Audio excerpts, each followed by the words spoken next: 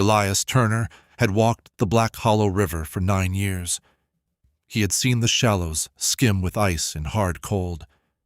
He had seen the eddies behind the larger stones catch and hold a glaze overnight. He had walked this bank in every January the valley had given him. He had never seen the river freeze. On the morning of January 17, 1871, the entire river was solid. Not skinned, not the thin, translucent film of a light overnight freeze that a boot heel would crack through. Frozen solid, the surface thick and opaque at the edges, and clearing toward the center in the way of ice that had formed with the specific speed of a very hard and very sudden cold. The air pockets trapped and dispersed rather than concentrated, the ice producing a clarity that Elias had seen before only in still water ponds after a clean freeze. He stood at the bank and looked at it. Then he got down on his knees and looked through it. The water was moving, not residually, not the last slow drift of a current expending itself against the underside of the ice. Moving. The dark water of the Black Hollow River was sliding under the ice with the full intention of a current in motion, the flow visible in the way that river current was visible when you had the right angle on it, the movement of the water carrying its debris and its color in the specific pattern of a river doing what rivers did. Branches drifting, the slow tumble of leaves, the particular quality of moving dark water seen through ice, the light from above refracting off the current's surface below the ice and creating the specific visual effect of something illuminated from within. He watched it for a while. Then the ice cracked. Not catastrophically. A single line running from somewhere to his left toward the bank to his right, the sound of it sharp and immediate in the cold air, the crack traveling faster than he could follow, and stopping. He came to his feet quickly, the instinct of a man who had been on river ice before, and who knew that a crack was information about the structural state of what you were standing on. He stepped back from the bank's edge. The river was silent. The ice held. He stood on the bank and looked at the frozen river and thought about what he had seen beneath it. And then he went back to the settlement to tell people what he had found. The people of Black Hollow would remember that winter for the rest of their lives, not because the river froze, but because it never truly stopped moving. Black Hollow, in January of 1871, was a settlement of 11 families, clustered along the river's east bank and the lower slope of the eastern ridge, in the configuration that the terrain and the water had suggested when the first families arrived in the early 1850s. The river was the reason for the location.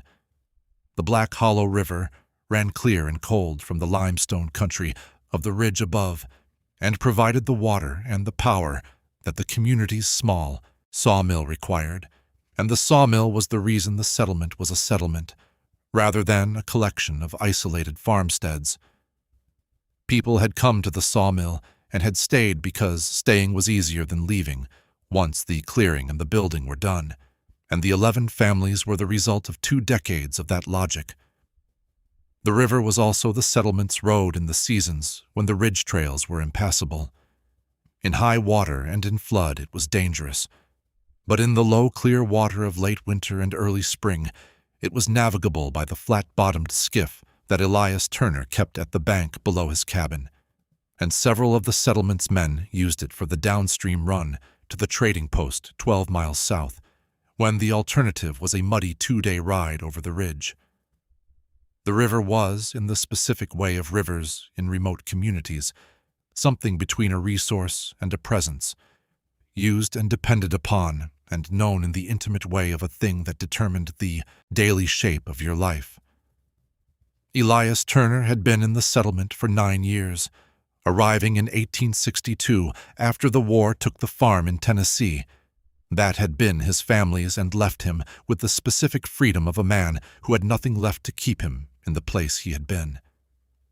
He was 41 in the winter of 1871, lean and dark and quiet in the way of men who spent their days alone in river bottoms and ridge timber, and who had learned to communicate in the economy of words that solitude produced. He was not a man who invented things or embellished them. What he reported, he had seen. Sarah Holt lived in the cabin nearest the river, a widow of 3 years who had stayed in the settlement after her husband's death, because the cabin was paid for and because the community was what she had, and because the practical calculation of a woman alone in 1871 left staying as the more viable option. She was 53, a woman of direct manner and organized intelligence, the person most of the settlement's families went to when they needed to think through something that was not working. She had grown up near a different river, in Kentucky, and she knew rivers in the way of someone who had lived beside one for most of her life. Her cabin's window looked onto the Black Hollow River, which she could see from the place she sat every morning with her tea. She had positioned the chair deliberately when she first moved into the cabin, a choice her husband had found eccentric, and that she had made anyway, because watching the river while she gathered herself for the day had been something she did since childhood, and she was not going to stop doing it because a chair needed to be moved. She had watched the river through 3 years of marriage and 3 years of widowhood, in every season and every weather, and she knew its surface the way she knew a face she had looked at every morning for 6 years. On the morning of January 17, 1871, she had seen the river frozen and had seen it from the window before Elias Turner had reached it on his trapline walk, and she had sat with her tea and looked at it and had felt the specific quality of unease that the sight produced before she knew exactly what was wrong with it. What was wrong with it was the same thing Elias found when he knelt at the bank. The ice was there. The current was also there. And these two facts were not, in Sarah Holt's understanding of rivers, compatible. She put on her coat and went to look. Old Man Caldwell, whose given name was Amos, but whom the settlement had called Old Man Caldwell since before most of the current residents arrived, because he had been old in the settlement's beginning, and he was older now, had come to the valley before the war, in 1847, before any of the other current families. He was 74 in the winter of 1871, and he had seen the Black Hollow River in every state it produced across 24 years. He had seen it in spring flood and summer drought, and fall low water, and the various configurations of winter that the Ozark Ridge country generated. He had seen it freeze at the edges in serious cold, and he had seen it run clear and fast in January, when the cold was not serious enough to touch it. He had not seen it do what it was doing on January 17th. He came to the bank in the mid-morning, after word had moved through the settlement in the way that word moved, and he stood at the bank and looked at the frozen river for a long time without speaking. Someone said, "Underground springs." The springs that fed the river from the limestone. Maybe the spring water was warm enough to keep the current moving under the ice. It was the explanation that the more practically minded members of the settlement reached for first, and it was the explanation that had the right kind of mechanism behind it. Caldwell looked at the ice. He said quietly, "Rivers don't freeze like that overnight." He said it in the specific way of a man making an observation rather than an argument. A man noting a fact about the physical world that he had been watching for 24 years and that had not, until this morning, behaved in the way it was behaving. Not contradiction, not challenge. Just the record of a long attention noting a departure. He said, "I've seen cold snap the shallows in a night. Never the full run. Never this thick in 12 hours. He said, "Something changed the water last night, not just the temperature." No one asked him what he meant. They were all looking at the ice and at the dark current moving under it, and whatever he meant was somewhere in what they were looking at. The stretch of river that had frozen was specific and bounded. This was the second strange thing, noted on the first morning by the people who went both upstream and downstream to assess the extent of the freeze. Upstream, a quarter-mile above the settlement, where the river bent around the limestone outcrop that the community called the Corner. The river was open, running clear and unfrozen, the current moving in its ordinary January way, the surface showing no ice, except the thin skim on the protected eddy, behind the outcrop. Normal. Downstream, a quarter-mile below the settlement, where the river widened into the shallows above the south bend. Open. The shallows showed more ice than the upstream section, the shallower water more susceptible to the cold, but the main current was free. The frozen section was exactly the stretch that ran through the settlement. The quarter-mile between the upstream corner and the downstream shallows, the stretch that was visible from the settlement's cabins and from the sawmill and from Sarah Holt's window. This was the frozen section, beginning and ending at nearly precise points. The ice upstream running cleanly to the point where it simply stopped and the open water resumed, and the same downstream. Elias Turner walked the banks of both transitions and looked at the points where ice met open water. He said to Nathan Gear, who had come with him, "It stops here, like a wall." Nathan looked at the upstream transition, the clean edge of the ice, the open water running directly up to it and under it without the gradual thickening you would have expected if the freeze had spread from a cold center outward. It was abrupt. Ice, then water, with the sharpness of a cut rather than the gradation of a natural spread. Nathan said, "That's not how freezing works." Elias said, "I know." Nathan said, "Cold moves from the edges in. The shallows freeze first, the banks, and the freeze spreads toward the center." He gestured at the clean transition. "It doesn't stop in a line." Elias said, "Unless whatever froze it didn't come from the edges." Nathan said, "What does that mean?"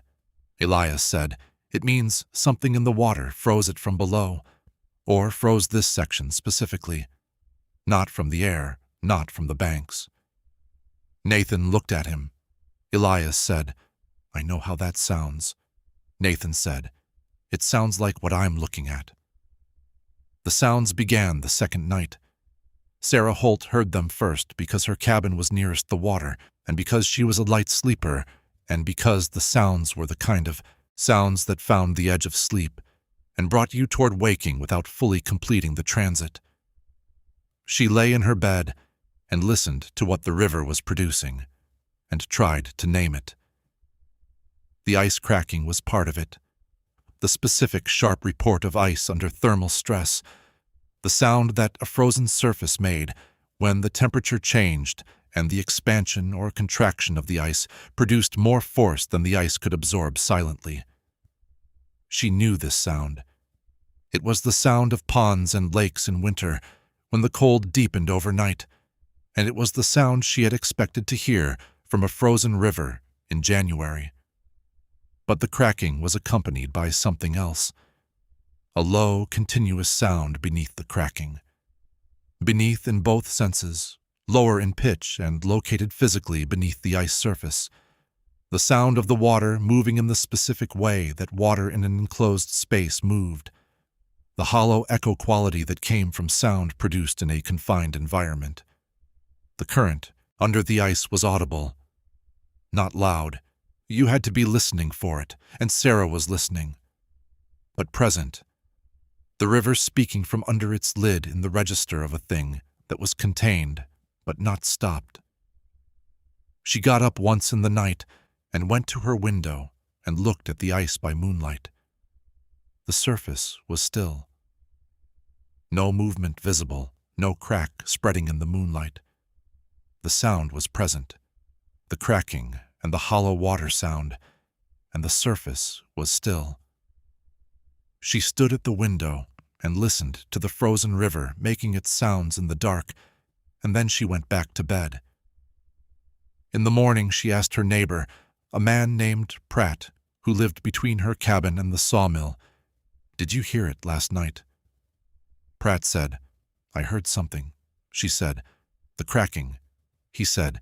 "And the other sound," she said. "Yes," he said. "Like something hollow," she said. "Like the water in a barrel or a cistern, something moving in a confined space." Pratt said, "I kept thinking there was something under it." She said, "The current is under it." He said, "I know." He paused. "I kept thinking there was something else." She said, "What kind of something?" Pratt said, "I don't know." He said, "Just the quality of the sound, the way it wasn't consistent. A current makes a consistent sound. This was—" He stopped. He said, "I don't have a better description than not consistent. Sometimes it was and sometimes it wasn't." Sarah said, "I noticed the same thing. They stood on the bank in the January morning and looked at the frozen river and listened to the daytime silence it had resumed, and neither of them said what the inconsistency of the sound made them think of, because the things it made them think of were the kind of things that were better thought privately. By the third night, most of the settlement had heard the sounds, and most of the settlement was not sleeping well, and the specific quality of a community that had been losing sleep over the same thing for several nights had settled over Black Hollow, the way such qualities settled, not announced, not discussed directly, but present in the shortened patience and the turned inward attention of people who were each carrying something they had not yet found the right words for. The animals had stopped going near the river on the second day. This was something the settlement's practical members noted with the practical concern of people whose animals were their livelihood. Horses that refused the water trough nearest the bank, cattle that bunched at the far end of their pasture and stayed there, dogs that sat at the edges of their properties and faced the river without approaching it. Elias Turner's dog, a hound named Cole, who had worked the river bottom with him for 4 years, would not go onto the bank, would come to the edge of the grass above the bank and stop there, looking at the ice with the attending posture of an animal that had located something and was deciding what to do about the location. He never decided to go closer. No one who observed the animals offered an explanation for this that satisfied them. The river was frozen. Animals were sometimes wary of frozen surfaces, uncertain footing, unfamiliar ground. But the wariness was not the wariness of uncertain footing. It was the wariness of certain presence. It was Sarah Holt who noticed the bubbles. She saw them on the afternoon of the third day from the bank below her cabin. A column of small air bubbles rising through the ice from below, moving slowly upward through the clear center section of the frozen surface and stopping just beneath the top layer. Trapped there, a line of them ascending from the dark water below and pressing against the underside of the ice, the way trapped air pressed against any surface that would not let it through. She watched them for a while. They were rising steadily, not in bursts. The continuous slow ascent of gas released from something moving in the current below. She called Pratt over and showed him. Pratt looked at the bubble column for a long time without speaking. Then he said, "Gas comes up from the riverbed sometimes. Decomposing matter on the bottom, plant material, releasing gas and cold water," he said. "It rises through the current and gets caught under the ice." Sarah said, "Yes." Pratt said, "That's probably what it is." Sarah said, "Probably." She looked at the column again. The bubbles were rising from a point, perhaps 8 feet below the surface, from depth, not from the riverbed, which was only 3 feet down in this section. They were coming from the middle of the water column, from the same level where the current was strongest, not from decomposing bottom matter, from something moving in the current at mid-depth. She did not point this out to Pratt. She went back inside and sat at her window and watched the bubble column rise through the ice through the rest of the afternoon, until the light failed and the river went dark, and the ice was only a pale surface in the January dusk. Elias Turner went back to the ice on the third night. He went alone because asking someone to come with him would have required him to explain why he was going, and he did not have an explanation he trusted. He had a lantern and his coat, and the specific quality of intention that a man had when he was going toward something rather than away from it. Not bravery, not the absence of unease, but the decision that the unease was insufficient reason to stay back. He walked the bank to the point where the ice was thickest, the settlement's center, where the river was widest and the ice had formed with the greatest depth, and he stepped onto the surface. The ice held. He had expected this.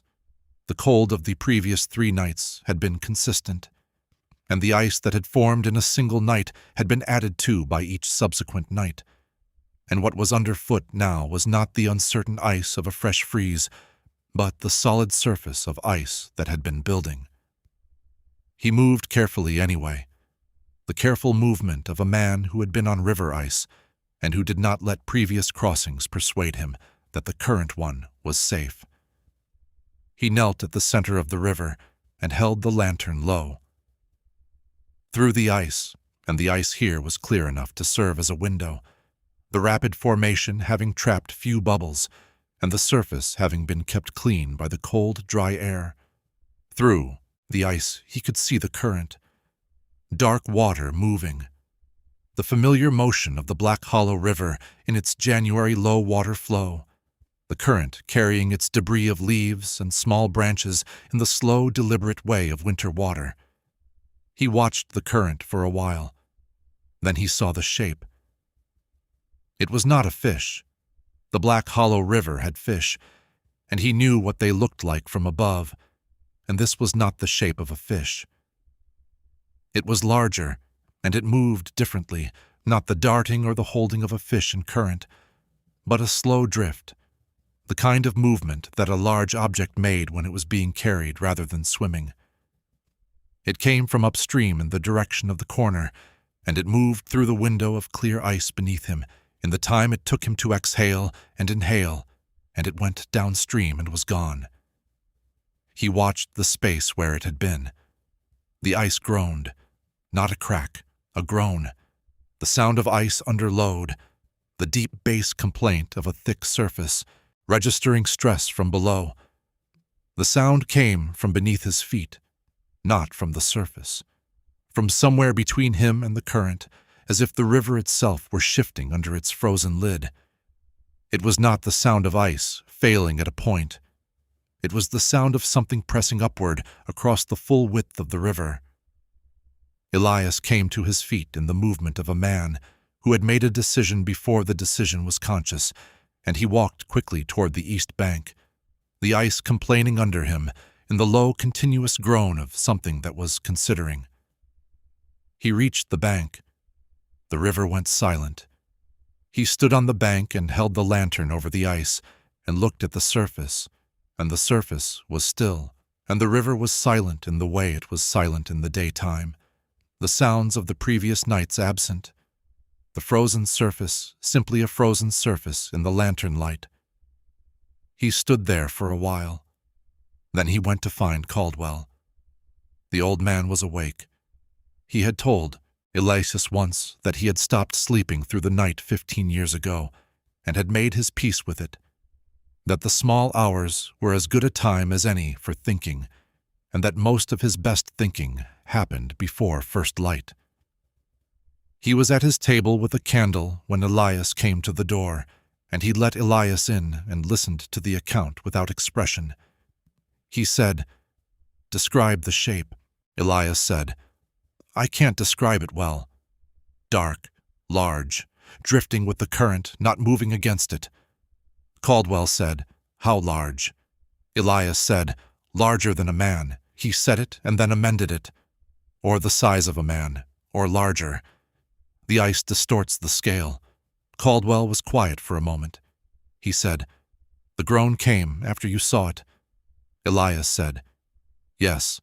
Caldwell said, The ice groaned from below. Elias said, Yes.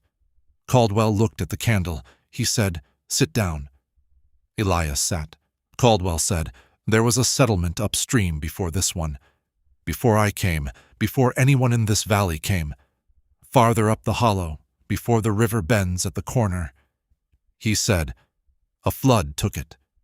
Not a large settlement, 8 or 10 families, the way things were in those years. He said, The spring of 1845, a flood came through that nobody has fully accounted for. Not large enough by the rainfall figures to have done what it did. But the river came up in a single night and took everything on the low ground. He said, The bodies were not recovered. Some of them, not all.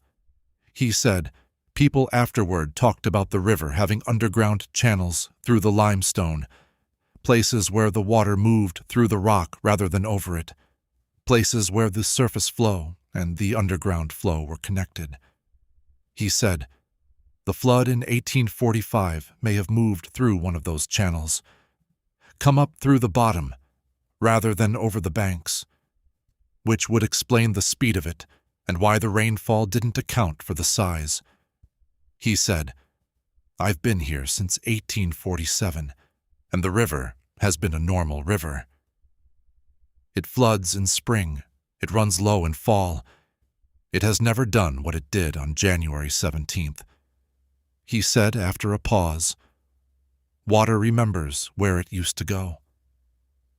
He said this slowly, in the way of a man who was saying something he believed and was being careful about how he said it. He said, The limestone under this valley is riddled with old channels. Water carved those channels over a longer time than we can think about. When the conditions are right, temperature, pressure, whatever the underground does in a hard winter, the water finds those channels again. Routes it hasn't used in years or decades. He said, What you saw under the ice may have been the river finding an old route, running through the limestone the way it used to run, underneath the current that we see. Elias said, Running in 2 directions. Caldwell said, 2 layers. The surface current moving the way it always moves, and something below it, moving the way the older water moved when the older channels were open. Elias said, The thing I saw, Caldwell said, the current in the old channel would carry what the old channel carried. He said this carefully, in the specific, careful way of a man choosing words that were accurate without being more than he could defend. He said, I don't know what was in the water in 1845. I don't know what the flood moved through those channels. He said, I know the river took 8 or 10 families worth of a settlement and gave back some of them and not all. He said, I have thought about the limestone channels for 24 years, and I have not been fully comfortable with what I think about them. Elias said, What do you think? Caldwell said, I think the water moves through the rock in ways we don't see, and that what moves with the water moves with it through the rock and comes up when the conditions bring it up. He said, I think the flood of 1845 may have sent things through those channels that are still in the channels. He said, I don't know that. He said, I know the ice is frozen and the current is running and the shape you saw was in the water. He said, I think they are related. He said, I think that is all I can tell you tonight. 3 days after Elias's lantern crossing, the temperature rose.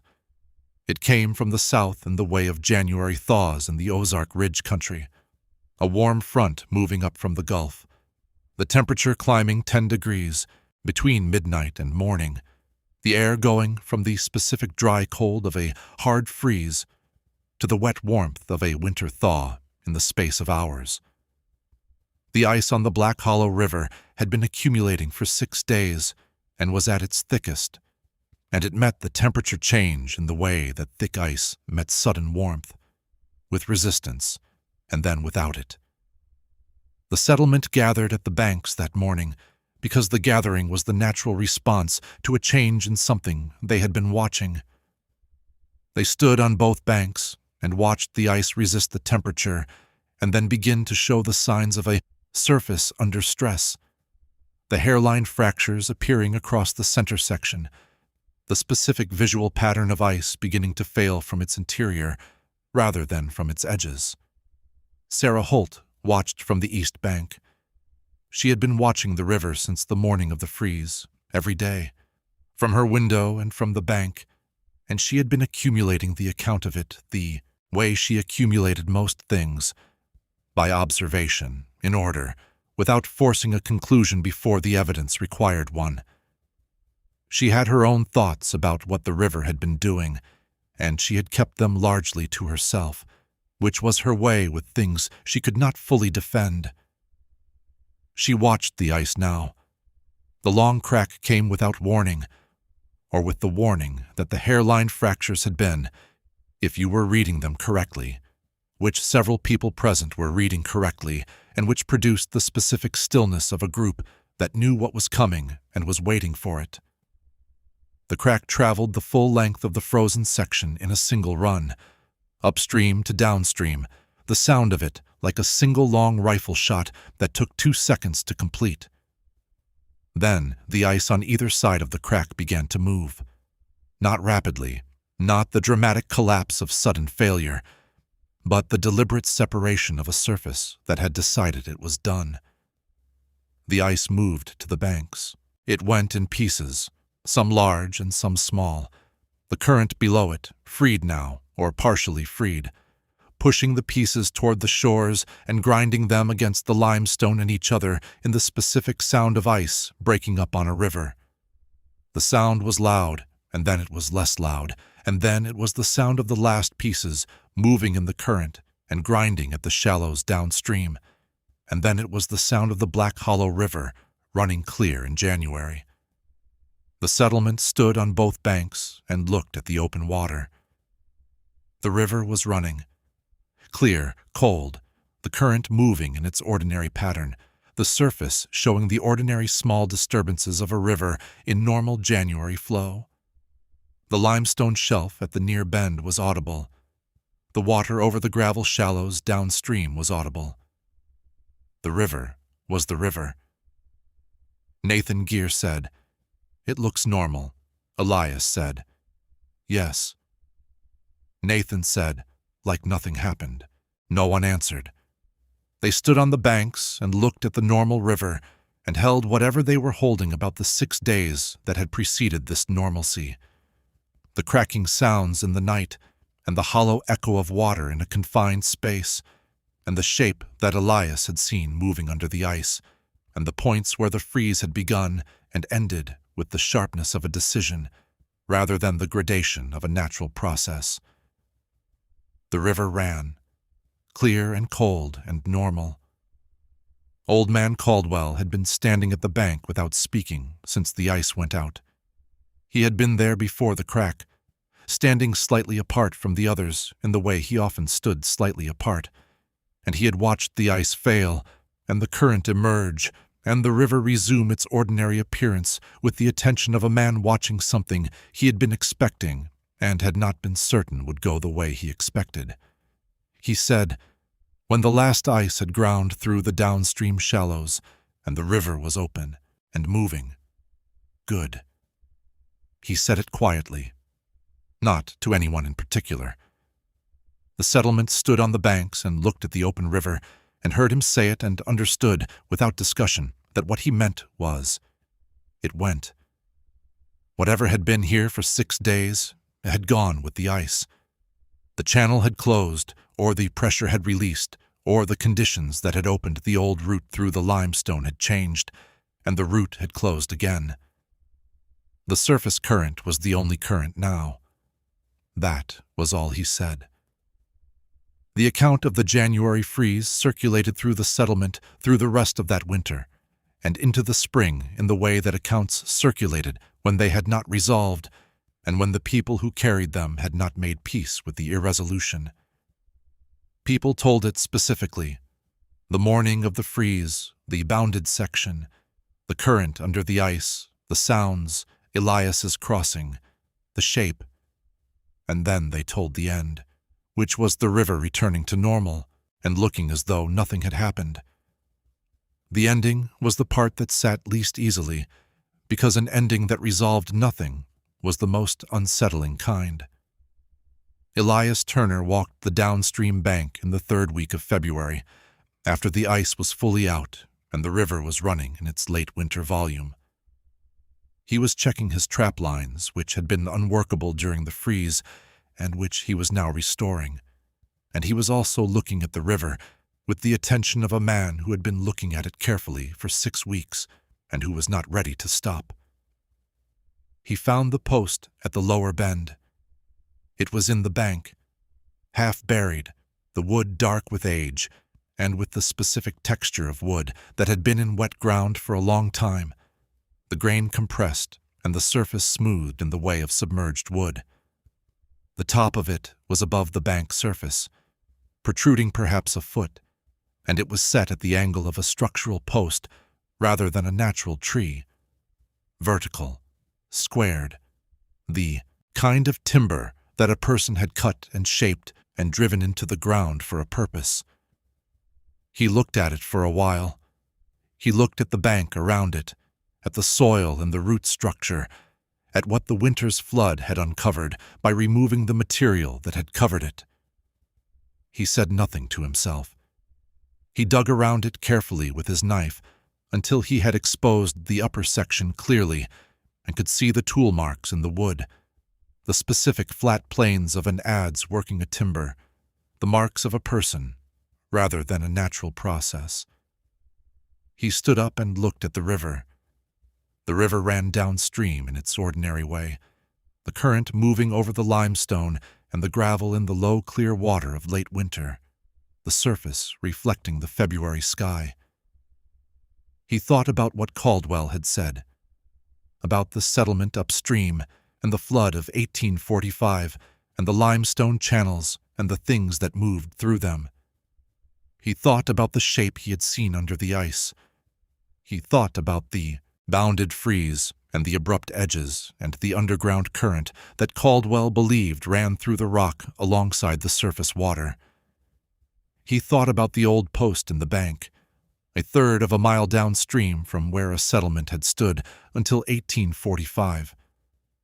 He thought about what a flood strong enough to take a settlement's buildings did to those buildings, the way water moved timber, the way a current carried what it picked up and set it down when the carrying force was insufficient to move it further.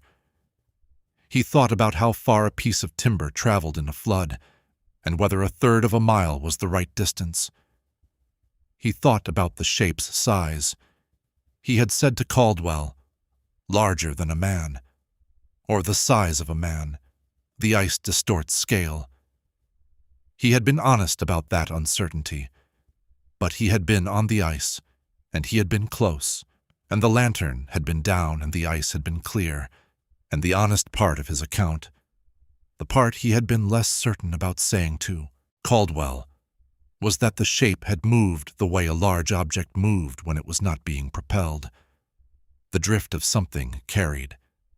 The specific passive motion of something that was going where the current took it. He had seen logs move that way. He had seen debris move that way. He had seen, once, a calf that had gone into the river in high water move that way downstream, and the memory of it was specific and not pleasant, and was the memory that had come to him when he was lying on the ice watching the shape through the lantern light, a memory he had not invited and had not named to Caldwell. He looked at the post. He thought, a flood in 1845 took 8 or 10 families from a settlement upstream. Some bodies recovered. Not all. He thought, the limestone channels carried what they carried for 26 years. He thought, a hard freeze in January of 1871 created the conditions that Caldwell described. The underground current rising, the freeze from below, the bounded section, above the old channel's closest approach to the surface. He thought. The current moving through the old channel carried what the old channel carried. He stood with this for a moment. Then he stepped back from the bank.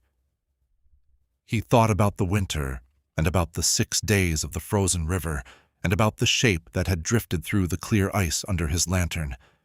And he tried to construct the account that held all of these things in a relation that was honest and that closed. He could not close it. The mechanism was there, the limestone channels, the underground current, the conditions of a hard winter freeze creating the specific pressure that drove water through the old channels from below. Caldwell's account was plausible.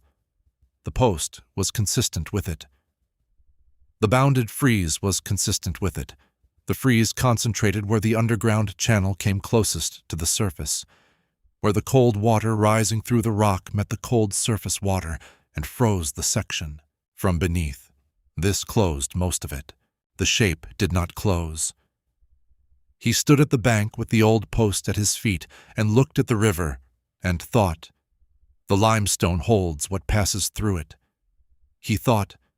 The water moves through the old channels with whatever the old channels carry. He thought. I saw something moving with the current under the ice, and I do not know what it was, and Caldwell did not tell me what he thought it was, only that the flood of 1845 had taken things that were not recovered. He thought, I am not going to know. He stepped back from the bank. The river ran on, clear and cold and ordinary, carrying its winter water downstream in the way it had always carried it, in the way it would carry it long after he had stopped walking this bank. He went back to his traps. The river never froze like that again. Not in the winter of 1872, or any winter after, not in any of the subsequent years that the settlement continued, and the people who had been there in January of 1871 continued to watch the river from their windows and their banks. The Black Hollow River froze at its edges in serious winters and ran clear in mild ones, and flooded in wet springs and dropped in dry summers and behaved, across all the years that followed, as a normal river in normal country. The people who remembered the January freeze remembered it with the specific quality of memory that unusual things acquired when they were not repeated, the memory becoming clearer in some ways and less clear in others over time, the details of what they had seen sharpening as the event receded, while the feeling of the event, the quality of those 6 January mornings, became harder to reconstruct precisely. Sarah Holt wrote about it to her sister in Kentucky. She wrote, "The river froze in a single night and stayed frozen for 6 days and ran with the current under the ice the entire time." She wrote, "People heard sounds from it at night that I can only describe as the sounds of something moving in a confined space, not the sounds of a river." She wrote, "When the ice went out, the river looked as it always had, and that was perhaps the strangest part, that it could go back to looking ordinary after 6 days of looking like something else." She wrote, "Old man Caldwell thinks the limestone under the valley has channels in it, and that the freeze drove the underground current up through those channels, and that what froze the rivers was the cold water coming from below." She wrote, "I think he is probably right about the mechanism." She wrote, "I am less certain about what the mechanism carried." She wrote, "The river looks the same as it always has. I sit at my window every morning and I see it running the way it runs. I find I look at it differently than I used to. Not with fear. The word isn't right. With a different kind of attention. The kind of attention you gave a thing that had shown you once that it had more to it than its surface." She wrote, "The surface is what we live beside. I am learning to leave the rest to the river." The river ran. It ran through the winter and through the spring and through the years that the settlement continued and the years after the settlement had changed into something else, through the decades that followed, and the century that followed those. The Black Hollow River ran in its limestone bed the way Ozark rivers ran, over the same stone and through the same bends that it had been running over and through since before anyone had given it a name, or built beside it or watched it freeze. The people of Black Hollow remembered how the ice had looked that morning, clear enough to see the water moving beneath, clear enough to see the dark current carrying its debris in the slow, deliberate flow of January water, clear enough to see, for the duration of an exhale and an inhale, the shape that moved with the current in the 6 feet of cold water below the ice, and how, for just a moment, for 6 days and 6 nights of a hard January in 1871, it had seemed like the river was flowing in 2 directions at once, the surface going where it always went, and something below it going somewhere else, somewhere older, the way water went when it remembered where it used to go.